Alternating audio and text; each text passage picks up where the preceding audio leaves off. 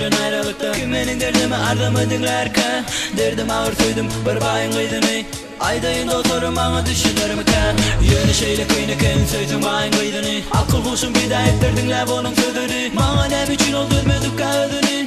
Yöne yalan olur sevgilim sana.